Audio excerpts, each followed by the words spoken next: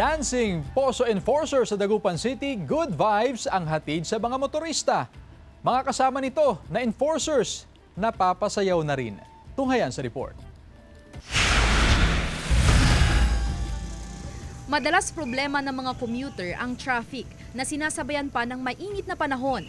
Pero dito sa kahabaan ng Rizal Street sa Dagupan City, panabla sa init ng ulo ng mga motorista ang mga pitik at galawan ng Dancing Poso Enforcer na ito. Michael Jackson moves baka mo?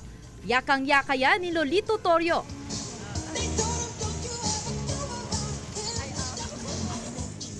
Ang mga empleyado ng ukay-ukay shop na nagpapatugtog ng kanta, natutuwa tuwing nakikita ang pagsayaw ng enforcer. Pag nandyan po sa sumasayaw po siya, nasasayaan po yung mga sa kanyang mga tao. At dahil nakakahawa ang energy niya, pati ang ibang enforcer napapasayaw rin.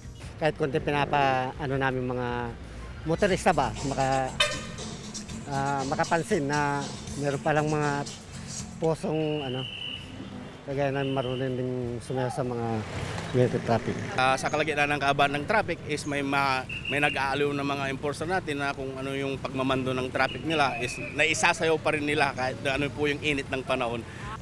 Mahilig na raw talagang sumayaw si Lolito simula pa noong siya'y elementarya.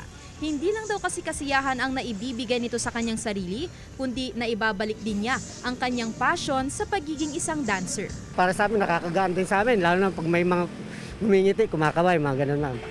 Kasama si Henry Duminsil, Sandy Salvacio, One North, Central Luzon.